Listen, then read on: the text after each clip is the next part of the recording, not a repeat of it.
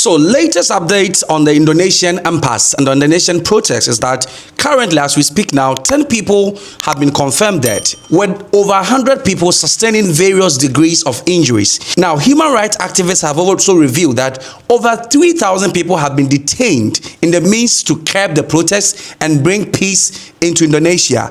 The president of Indonesia, President Prabowo Subianto, after postponing his China trip, have decided to now go to China again. And the protesters have set fire to buildings, including regional parliament building and police headquarters.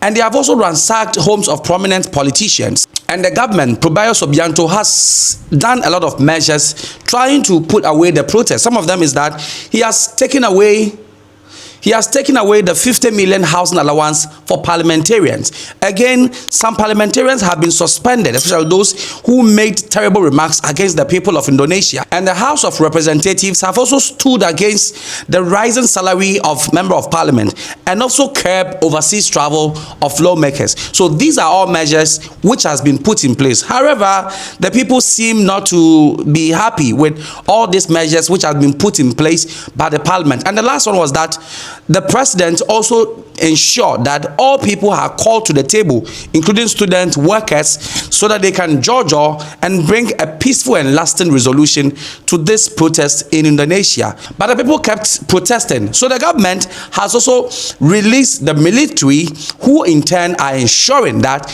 anybody who does not comply with rules and regulations is brought to book, especially those who are threatening and destroying, burning government buildings are arrested and brought to book. Soldiers and police are stationed across Indonesia after the president ordered authorities to stand firm against violent unrest.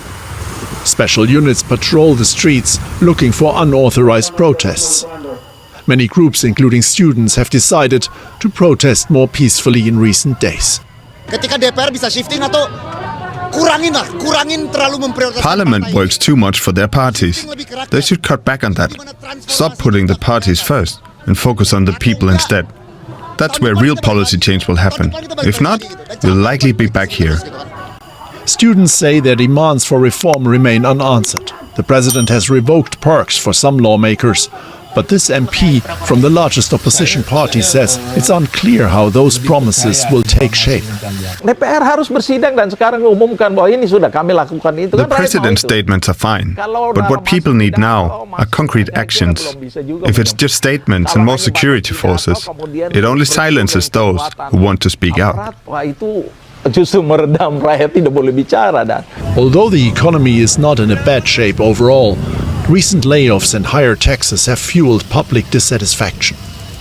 For the government, the taxi drivers' gathering was seen as a positive moment, creating images that helped calm tensions. Now, out of this protest, there's been some groups called the Pink and the Green movement. So the Green movement refers to the motor taxi drivers who are parading and going around, who still go around showing support for the killing of their friend Afan Kunai, who was run over by a police car. As a sign of reconciliation after a week of deadly protests, thousands of online motorcycle taxi drivers gathered at Indonesia's national monument in the heart of Jakarta to pay their respects to a fellow driver who was killed in a collision with a riot police vehicle on August 28th. We were very angry because the violence cost the life of our friend. Now we hope that in the future authorities will handle demonstrations without violence.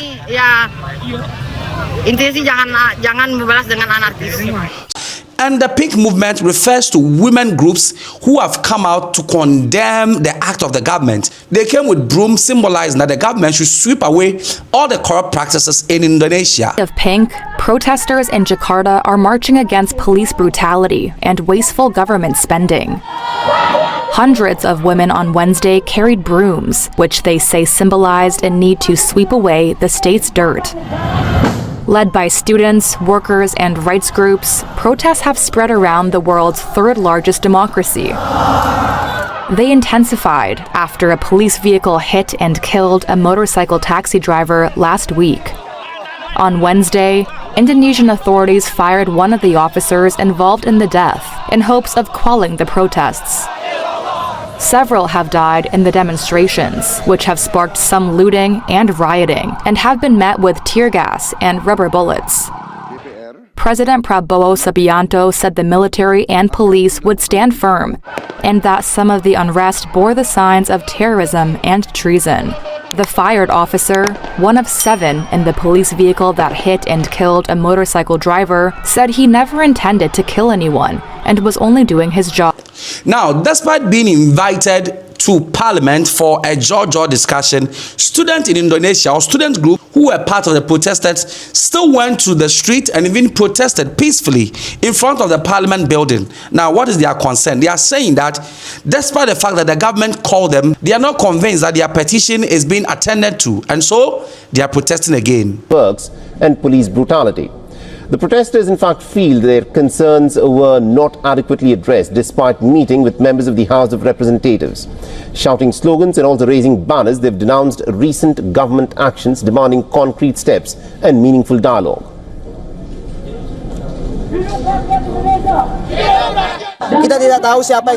We don't want the House of Representatives to just invite us to calm the situation. We want concrete actions that benefit all Indonesians. Although I attended a hearing with them yesterday, we're still unsatisfied. We believe there are many changes that need to be made. As long as our voices aren't heard, we'll keep speaking out and conveying our aspirations. Because this isn't just happening in Jakarta, it's also in Sumatra, Sulawesi and Papua. Authorities are posting only apology videos on social media, which is not enough. Some of our friends met with Parliament members, but it's clear their concerns haven't been adequately addressed. We need to keep pushing for real change. What's being said lacks certainty. Moving forward, as students, we want to fight for one key thing: protecting the people's sovereignty, no matter who's in power.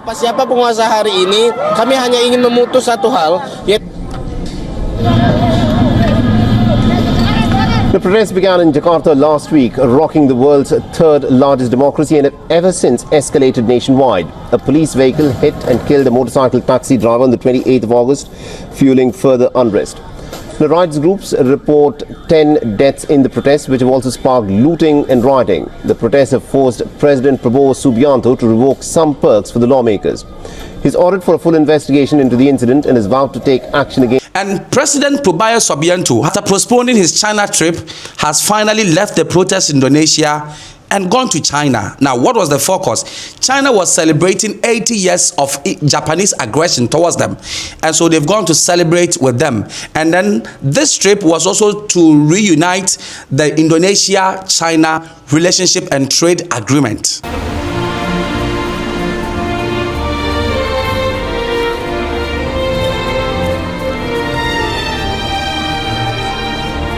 Indonesia 总统普拉博沃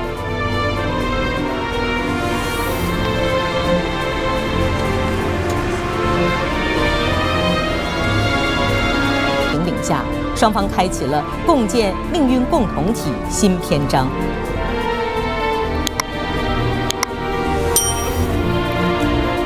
第2次世界大战期，哈萨克斯坦总统托卡耶夫。 印尼总统普拉博沃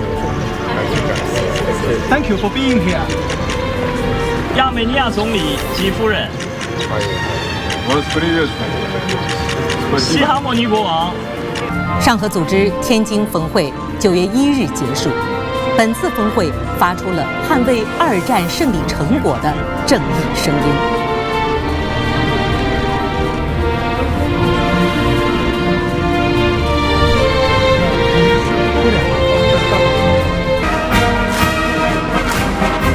习近平、